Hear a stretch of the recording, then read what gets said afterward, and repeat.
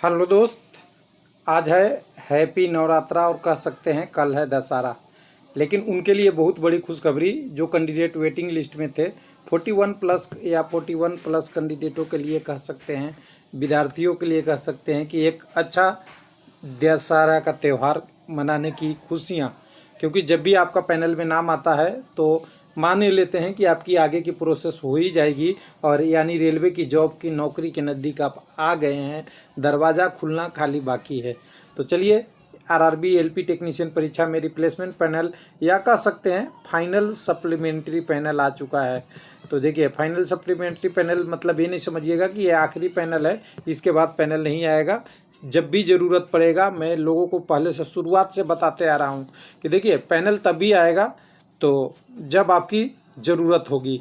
कल एक कैंडिडेट ने भी व्हाट्सएप करके पूछा था कि कोई कैंडिडेट 10 मंथ जॉब कर लेता है ट्रेनिंग में और वो छोड़ देगा, उसके बदले रिप्लेसमेंट पैनल आएगा क्या।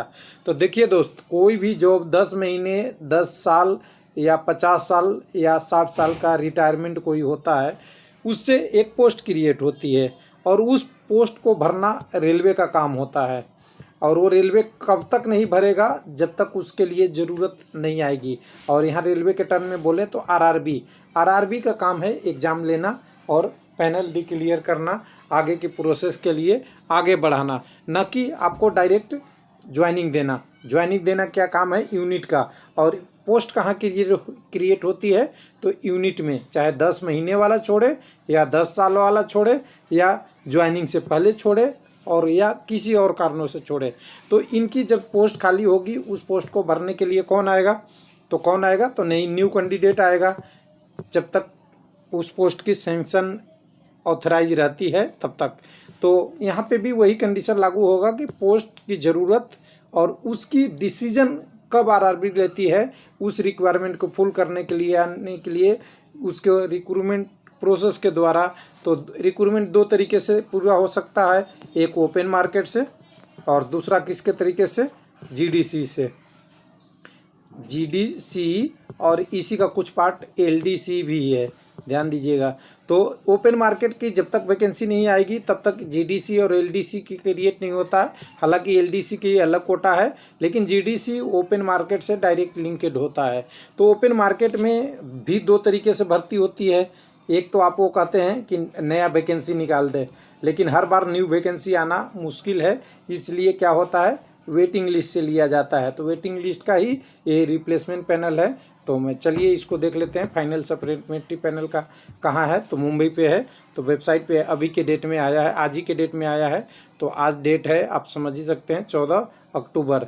तो इसको ओपन कर लीजिएगा आप, इस वाले पैनल को। मैं एक बार इसको हाईलाइट कर दूँ। यहाँ पे आप देखिए, ये है। और इसमें अगर देखेंगे तो आपको ओपन करने के लिए क्लिक यहाँ करना पड़ेगा, यानी इसको click for final supplementary replacement result निकालेंगे तब यहाँ पे आएगा आपके पास लिस्ट। और लिस्ट में देखिएगा डेट, तो डेट आपको पता ही चलेगा, कोई पुराना नहीं, ताज़ा ही है, 14/10 का और 1/2018 परीक्षा का है। बाकी आप पढ़ लीजिएगा क्या क्या हुआ, कैसे हुआ, कब मेडिकल हुआ, कल आपकी साइको हुआ, कब डॉक्यूमेंट वेरिफिकेशन हुआ, कब सीबीटी हुआ, सारी नाम लिखा हुआ है।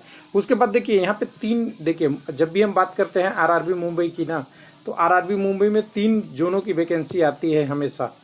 किसका, सेंट्रल रेलवे का, डब्ल्यूआर का और साउथ सेंट्रल रेलवे का।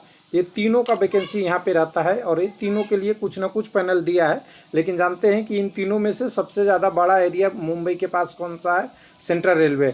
डब्ल्यूआर किसके पास भी चला जाता है, तो डब्ल्यूआर आप अहमदाबाद के बाद भी है। और डब्ल्यूआर की बात करेंगे तो आपका आरआरबी अजमेर के पास भी है। लेकिन एसीआर की बात कीजिएगा तो एसीआर में आप देखिएगा, एसडब्ल्यूआर होगा, सॉरी मैं एसीआर लिख दिया, यहाँ पे एसडब्ल्यूआर होना चाहिए, देख लीजिएगा। साउथ सेंट्रल रेलवे, ठीक है, साउथ सेंट्रल रेलवे का ही पार्ट है, देखिए एसीआर। चलिए, तो एसीआर सही है।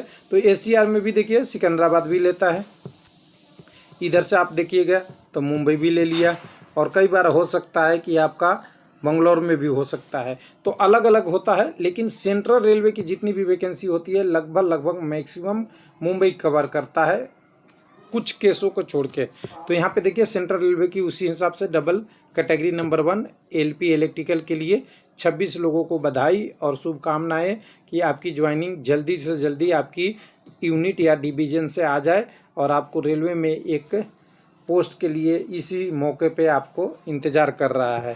तो चलिए अब दूसरा है सेंट्रल रेलवे का ही एलपी मैकेनिकल का, जिसमें केवल 6 कैंडिडेटों का नाम है। फिर डब्ल्यूआर में एलपी मैकेनिकल का, जिसमें 5 पोस्टों का नाम है।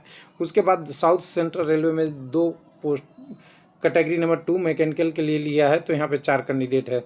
तो 4, 5, 9, 9 और 6, 15 और जोड़ 26, 41 कैंडिडेट यहाँ पे एक शुभकामनाएं के साथ आपके लिए ये वीडियो को समाप्त करेंगे। बाकी इसमें है नहीं, बाकी कहता है कि बहुत सारे न्यूज़पेपर पे आप विश्वास नहीं कीजिए, पेपर कटिंग पे विश्वास नहीं कीजिए, एसएमएस पे विश्वास नहीं कीजिए, बाकी चीज़ों पे विश्वास नहीं रखिए। हमेशा ऑफिशियल वेबसाइट पे आइए और यहाँ पे ऑफिशियल वेबसाइट पे ही आपको डिटेल मिलेगा। बाकी जगह तो आप उसको ऑफिशियल नहीं मान सकते हैं। थैंक यू, धन्यवाद और फिर से एक बार बधाई आपके लिए।